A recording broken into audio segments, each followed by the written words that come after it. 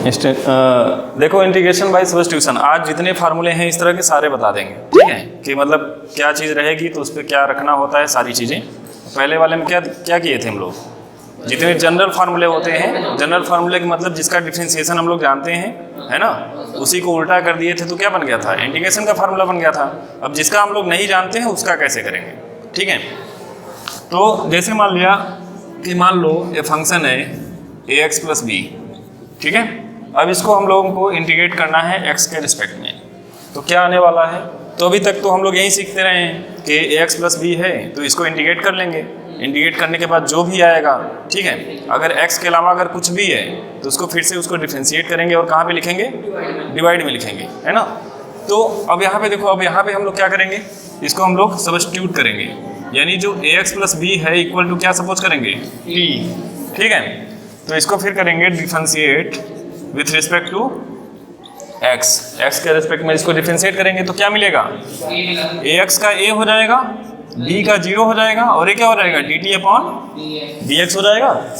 अब देखो यहाँ पे क्या मिल गया, अगर dx को इधर उठा लाओगे तो dx equal to 1 upon a dt मिलेगा कि नहीं, बोलो समझ में आएगा नहीं ये चीज़। जो ax प्लस बी है इसको हमने t मान लिया, इसको x के रिस्पेक्ट में डिफ्रेंशिएट किया तो ax का डिफ्रेंशिएशन x का देखो 1 हो जाता है, तो ये क्या मिल गया, a, b का differentiation 0, a dt upon dx, तो यहाँ से dx इक्वल टू कितना आ गया, 1 अपॉन a dt।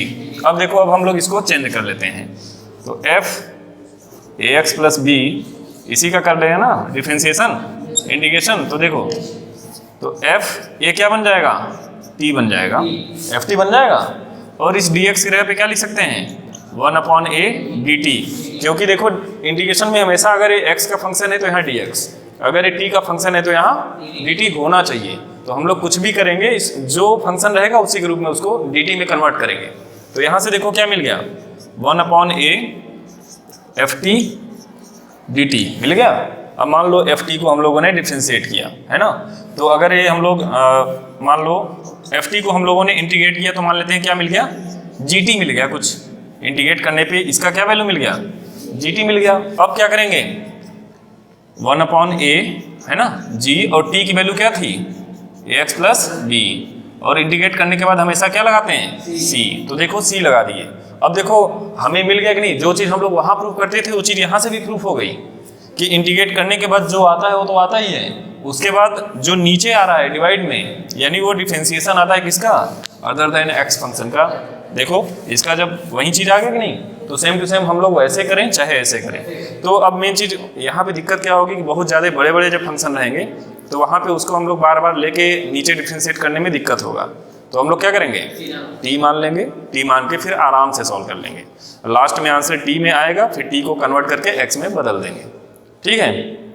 ये चीज़ समझ गए, अब इसको नोट करो। चलो अब प्रूफ देखते हैं, ठीक है। सबसे पहले यहाँ पे देखो एक चीज़ और हमें सोचना होता है कि डिफरेंशिएशन तो सबका हो जाता है, इंटीग्रेशन सबका नहीं हो पाता है, तो हम लोग कोशिश ये करेंगे कि t उसको मानेंगे। देखो अब यहाँ पे हमें क्या मिला, ft dt, है ना, यहाँ पे जब हमने माना तो ये कुछ t में आ गया और ये dx t में, यानी कुछ अगर मान लो डिवाइड में है तो डिवाइड वाले को t मानेंगे तो ऊपर वाला हमेशा dx हमेशा न्यूमरेटर में ही तो रहता है, तो ऊपर वाला मिलना चाहिए, ठीक है। तो हम लोग एक क्वेश्चन करते हैं और प्रूफ भी हो जाएगा। प्रूफ नंबर जो भी हो, मान लो कि इंटीग्रेशन हमें किसका निकालना है, tan x dx का। फिलहाल अभी तो मैं इसका प्रूफ कर रहा हूँ, आप लोग क्या करेंगे, इसको याद रखेंगे, ठीक है। प्रूफ इसीलिए किया जा रहा है कि मान लो याद नहीं रहा, है ना, या तो याद कर लिया तो वो सही है कि गलत है, एक ऐसे वेरीफाई करोगे इसके प्रूफ से पता चल जाएगा। तो सबसे पहले इसको क्या करेंगे, साइन x अपॉन लिख सकते हैं, लिख सकते हैं कि नहीं ऋषभ, लिख सकते हैं ना।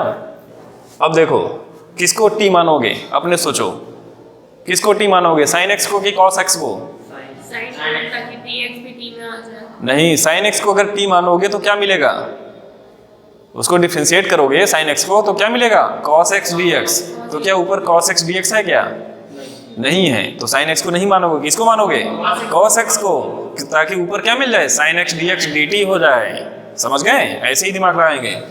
तो cos x इक्वल टू कितना हो गया, t, इसको डिफरेंशिएट करेंगे तो माइनस साइन x dx, या तो देखो माइनस साइन x आएगा कि नहीं, इसका cos का माइनस साइन होता है, तो माइनस साइन एक्स, और इसका करोगे तो D t upon d x.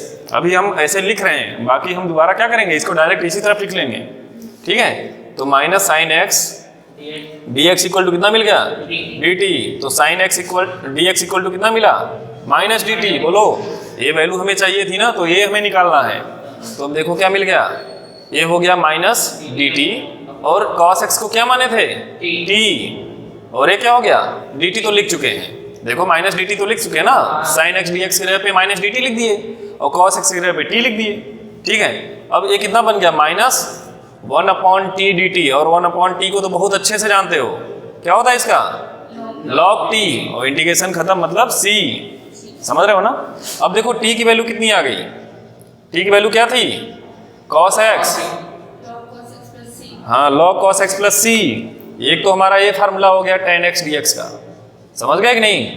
अब उसके बाद दूसरा देखो क्या हो सकता है, ये माइनस जो है यहाँ पे पावर में आ जाता है ना, log की प्रॉपर्टी है। तो ये देखो cos x के पावर में आ जाएगा कितना, -1। ठीक है, अब इसको 1/cos भी तो लिख सकते हो, तो ये हो गया 1/cos x, बोलो भाई, प्लस c, और ये क्या बन गया, sec x।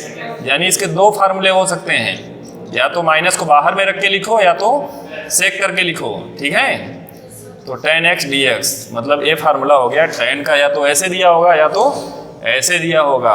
Clear, note down. समझ में आया कि नहीं, कि t किसको मानोगे डिसाइड करने थोड़ा थोड़ा आ जाएगा। ठीक है, जैसे ही 2-4 क्वेश्चन और करेंगे समझ में आ जाएगा। ऊपर का हमें मिलना चाहिए ऐसा t मानेंगे, t मान के मन में ही डिफ्रेंशिएट कर लोगे कि मिल रहा है कि नहीं मिल रहा है, मिलेगा तो वो सही है। अब अच्छा, इसको हम लोग एक चीज़ ध्यान दें, तो मान लो ये फार्मूला लिख लिया, अब ये सही है कि नहीं है, ये कैसे चेक करें, तो इसका हम लोग क्या करेंगे, डिफ्रेंशिएट। यही होता है ना कि जो इंटीग्रेशन आया रहता है उसको हम लोग अगर डिफ्रेंशिएट कर लें और वो इसके इक्वल आ जाएगा तो मतलब वो क्या है, सही है। ठीक है, तो अगर हम लोग इसको डिफ्रेंशिएट करें तो देखो माइनस तो ऐसे ही रहेगा, log cos x, तो ये पूरा x है ना, तो log x का 1/x होता है। फिर cos x का क्या होगा, माइनस साइन x होगा, और मल्टीप्लाई में लिखेंगे। अब प्लस c का क्या होगा, 0। तो देखो माइनस माइनस कट गया तो क्या मिल गया, tan x, मतलब बिल्कुल सही है। समझ गए। अगर इसको भी चेक करना चाहोगे तो log sec x का कितना होगा, 1/sec डिफरेंशिएशन। अब फिर sec x का फिर से डिफरेंशिएशन करेंगे तो sec x into tan x, तो sec से sec कट गया तो क्या मिल गया, tan, मतलब बिल्कुल सही है। अभी आंसर निकालना हो, ठीक है, आंसर निकालने के बाद उसको डिफरेंशिएट कर देना, देखना क्वेश्चन के बराबर आया कि नहीं, और जैसे ही आ जाएगा समझ लेना वेरीफाइड। और हर एग्जाम में यही करना है, मतलब इंटीग्रेशन का क्वेश्चन सॉल्व करना है, आंसर आने के बाद 2 मिनट लगेगा डिफरेंशिएशन करने में। डिफरेंशिएशन करके चेक कर लेना कि जो क्वेश्चन दिया था वो आया कि नहीं, अगर वो आ गया तो समझ लेना कि पूरे 4 नंबर पक्के। ठीक है, integration of cot x dx, cot को क्या लिखेंगे, हमारे साथ लिखते चलो सब लोग, cos x upon sin x लिख सकते हैं, sin x को t मानेंगे तभी तो cos x dx ऊपर वाला मिलेगा, तो sin x equal to t, इसको differentiate with respect to x तो कितना हो जाएगा, cos x dx equal to dt, तो यहाँ से मिल गया dt अपॉन में t। अब 1/t का क्या होता है, log t प्लस c। ठीक है, अब t की वैल्यू रख दिया log, t की वैल्यू हो गया sin x प्लस c, यही हमारा आंसर हो गया। या तो अगर इसको कोसेक में लिखना चाहेंगे तो माइनस बाहर आ जाएगा, मतलब कोसेक में अगर आंसर दिया हो तो भी कोई दिक्कत नहीं है, इसको 1/कोसेक लिख सकते हैं। अरे 1/t का log t नहीं होता है, 1/x का log x नहीं पढ़ाए हैं, log x का डिफरेंशिएशन 1/x, तो 1/x का इंटीग्रेशन log x, तो log 1/t का log t।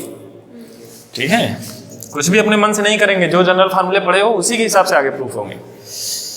तो अब देखो ये क्या बन जाएगा, log कोसेक x का इन्वर्स हो जाएगा ना, प्लस c। अब ये माइनस बाहर आ जाएगा तो कोसेक में भी इसको लिखा जा सकता है log cosec x plus c, but minus बाहर में आ जाएगा। तो यहाँ 2 फार्मूले इसके समझ में आ गए कि cot x dx के होते हैं, याद नहीं करने होते हैं, प्रूफ को समझना होता है। प्रूफ जो समझ लेगा उसको इंटीग्रेशन में कोई दिक्कत नहीं है। ठीक है, जब बार बार प्रैक्टिस करते रहोगे तो ऑटोमेटिक याद हो जाएगा। बस पढ़ा दिए थे, tan cot हो गया, अब sec है ना, हाँ sec कोसेक, उसके बाद cos स्क्वायर x आ जाएगा तो क्या करेंगे, sin स्क्वायर x आ जाएगा तो क्या करेंगे, sin क्यूब आ जाएगा तो क्या करेंगे, cos क्यूब आ जाएगा तो क्या करेंगे, cos पावर 4 आ जाएगा तो क्या करेंगे, पावर 4 से ज़्यादा नहीं आएगा, परेशान ना हो। 6 आएगा तो फिर देखा जाएगा यार, 4 तक तो बता देते हैं पहले। कॉट एट dx लिखा तो सिर्फ इतना लेते हैं साइन। हाँ बस बस बस बस log sin x प्लस सी। इसका डिफरेंशिएशन करके देखो, log sin x का 1/sin और sin का होता है cos, मल्टीप्लाई में जाएगा ना ऊपर, तो cos अपॉन sin cot, मतलब एक क्वेश्चन के इक्वल आ गया। पहले इससे निकाल लो आंसर, और जो आंसर आए उसको डिफरेंशिएट कर लो, देख लो क्वेश्चन आया कि नहीं, समझ जाना आंसर सही है। मगर तुम लोग करोगे कैसे जब टाइम ही नहीं बचेगा? टाइम रहेगा तब तो करोगे, समझ गए ना? हैं? स्पीड बनाए रहो तभी टाइम बचेगा।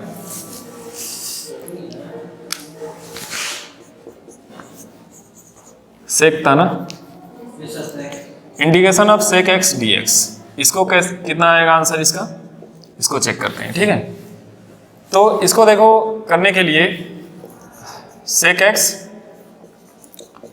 प्लस tan x से ऊपर नीचे मल्टीप्लाई डिवाइड करते हैं, ठीक है। सेक एक्स अभी समझ में आ जाएगा, sec x plus tan x से ऊपर नीचे मल्टीप्लाई डिवाइड करेंगे, ठीक है। तो देखो जब sec x plus tan x को t मानेंगे तो ये ऊपर वाला पूरा डेटा मिल जाएगा। किसको t मानेंगे?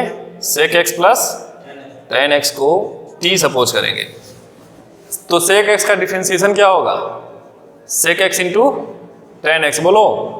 और tan x का डिफरेंशिएशन क्या होगा? Sec square x equal d x equal to d t. हाँ, d t upon d x इधर ले आए हैं। अब इन दोनों में से देखो सेक एक्स कॉमन है क्या, तो यहाँ से मिल गया क्या? tan x, और यहाँ से क्या मिल गया? सेक एक्स मिल गया इक्वल टू डी टी। अब ये पूरा डेटा ऊपर दिख रहा होगा, दिख रहा है ना, तो इक्वल टू क्या लिख सकते हैं? डी टी, इसीलिए उसको किया गया। तो इसको जब प्रूफ किए रहोगे तो तुम्हें याद रहेगा कि sec x plus tan x का कुछ बात होता है इसमें, ठीक है। तो ये हो गया डी टी अपॉन में t, और डी टी अपॉन टी का क्या होता है? log t प्लस सी, और log और t की वैल्यू रख दो यहाँ पे, t की वैल्यू है sec x plus tan x plus c. ये हमारा आंसर हो गया सेक एक्स डी एक्स का। तो देखो प्रूफ करने से फायदा होगा कि ये मल्टीप्लाई डिवाइड करते थे, मतलब यही आंसर में आने वाला है। देखो इसी से मल्टीप्लाई इसी से डिवाइड किए थे और यही हमारा आंसर में आ गया। तो सेक एक्स का याद हो जाएगा कि सेक एक्स का इंटीग्रेशन होता है log sec x plus tan x plus c. Clear? Cosec x d x, मतलब अपने नोट्स में प्रूविंग इसकी जरूर लिख लेना ताकि उसी को देखो बार बार। अब कोसेक एक्स वाले कंडीशन में कोसेक एक्स मल्टीप्लाई करते हैं cosec x minus cot x से, ठीक है। उसी से डिवाइड भी करते हैं cosec x minus cot x से, और ये हो गया dx। अब cosec x minus cot x को t मानेंगे, cosec x minus cot x equal to t जब सपोज करेंगे तो कोसेक एक्स का डिफरेंशिएशन क्या होता है? Minus cosec x into cot x होता है ना, और कॉट एक्स का डिफरेंशिएशन क्या होता है? माइनस कोसेक स्क्वायर एक्स, और यहाँ कर देते हैं dx इक्वल टू dt, ठीक है। अब देखो माइनस और ये माइनस माइनस प्लस हो जाएगा, कोसेक एक्स दोनों में से कॉमन हो जाएगा, यहाँ से क्या बचेगा? कोसेक निकल गया तो माइनस कॉट एक्स बचा, यहाँ लिख रहे हैं, ठीक है। और यहाँ से देखो माइनस माइनस प्लस हो गया था ना, तो एक कोसेक बाहर निकल गया तो यहाँ क्या बचा? कोसेक एक्स बचा, ठीक है। dx इक्वल टू dt, तो क्या ये न्यूमरेटर में यही चीज लिखा है? वहाँ पे लिखा है ना, तो dx इक्वल टू, आपको पहले पता चल जाना था ऐसे फार्मूला याद है ना, तो आपको याद है, फार्मूला दिमाग में है ना, तो फार्मूला वैसे ही याद है जैसे मतलब प्रूविंग किया है तो उससे पता है कि यही आंसर आएगा तो ऐसा होगा, तो ऐसे तुम्हें भी याद हो जाएगा, ठीक है। कि कोसेक में और कॉट में ऐसा होता था, कोसेक और सेक में। अगर से इनको ना रखें नहीं तो फिर दिक्कत हो जाएगी, फिर कैसे करोगे? और तरीका नहीं है। और तरीका का मतलब दूसरा तरीका है, बट अभी पढ़ोगे। यू अपॉन भी देखो यहाँ पे चलता नहीं है, अगर कोसेक को मान लो 1/sin लिखते, 1/sin वाला यहाँ चलता नहीं है। अभी आएगा फर्स्ट इंटू सेकेंड, उससे कर सकते हो, ठीक है। u इंटू भी आएगा तो हम क्या करेंगे? 1 इंटू कोसेक मान लेंगे, फिर उससे प्रूव करने की कोशिश करेंगे, ठीक है। फिलहाल तुम इसको याद ही रखो तो ज़्यादा सही है। हाँ अरे याद रखो, इतना बहुत बड़ा वो नहीं है। तो ये कितना हो जाएगा? dt अपॉन में t, तो ये बन गया log t प्लस c, log ये हो गया cosec x minus cot x plus c. ये हमारा आंसर हो गया। अब इसमें जैसे मान लो कुछ क्वेश्चंस को देखते हैं। क्वेश्चन है हमारे पास, बस हम टी मानना बताएंगे। जैसे क्वेश्चन नंबर 1 है, इंटीग्रेशन ऑफ, बोलो क्या है, 2x upon 1 plus x square dx, ठीक है। तो ज़्यादातर चांस रहता है जो डिनोमिनेटर में उसी को टी मानने का, तो इसी पे फोकस करो। 1 प्लस एक्स स्क्वायर, अगर इसको टी सपोज करते हो तो क्या ऊपर वाला मिल रहा है क्या, 0 plus 2x dx equal to dt मिला। तो देखो 2x dx से रहे पे कितना हो गया dt, और 1 प्लस एक्स स्क्वायर कितना हो गया t, इसका क्या आ गया log t, और t की वैल्यू क्या होती है 1 plus x square. This is your answer. समझ गए। तो इस तरह से पहले जज करेंगे कि इसको मानना है, इसको मानने से अगर ऊपर कुछ मिल रहा है तो सही है, ठीक है। मतलब किसको मानना है ये जज करना है। तो मैं जितने क्वेश्चन दिए गए हैं सब में मैं बता देता हूँ किसको मानना है, घर पे बाकी आगे का सॉल्व करना, ठीक है। समझ में आया। बोलो सारे क्वेश्चन पहले लिख लें। log x का होल स्क्वायर अपॉन x, इसका इंटीग्रेशन। तीसरा बोलो। सबसे पहले इसमें देखो, इसमें t किसको मानेंगे, अगर log x को t मान लें तो 1 अपॉन एक्स dx dt मिल जाएगा। तो इसमें किसको t मानेंगे, log x equal to t जब मानेंगे तो 1 upon x dx equal to क्या मिलेगा dt। तो क्वेश्चन चेंज हो जाएगा, देखो ये t हो गया तो ये हो गया t स्क्वायर, और 1 अपॉन एक्स dx की जगह पे क्या हो गया dt। अब इसका answer t cube upon 3 plus c, t की वैल्यू रख देना, आंसर क्लियर। दूसरा देखो, समझ में आया। दूसरे में देखो क्या बोल रहा है, अगर ऐसा क्वेश्चन लिखा है तो ध्यान दो, इधर x कॉमन हो गया तो 1 प्लस क्या मिला log x मिला। अब 1 प्लस log x को अगर t मान लेते हो तो 1 का 0, log x का 1 upon x dx equal to dt। तो ये जो 1 अपॉन एक्स और dx मिला के कितना हो गया dt हो गया, और इसको क्या माने थे t, तो आ गया 1 अपॉन t dt मतलब log t। समझ गए। दूसरा भी खत्म। तीसरा देखो, sin x cos x, तो ये सीधे सीधे बता रहा है कि cos x को t मानो, cos x को जब t मानोगे तो minus sin x dx equal to dt। तो sin x dx कितना मिल गया माइनस dt, ठीक है। तो देखो sin x dx ये पूरा मिला के हो गया माइनस dt, और किसको t माने थे cos x को, तो ये बन गया sin t। समझ में आया। आगे देखो, अब इसको अगर हमें करना है तो हमें क्या करना पड़ेगा, चाहे साइन वाले को मान लो चाहे कॉस वाले को, कोई फर्क नहीं पड़ेगा, एक न एक तो मिल ही जाएगा। तो चलो हमने मान लो कि साइन को मान लिया, साइन ax प्लस बी को कितना मान लिया t। तो साइन का डिफरेंशिएशन क्या होता है कॉस होता है, और इसका फिर से करोगे तो क्या आएगा a आएगा।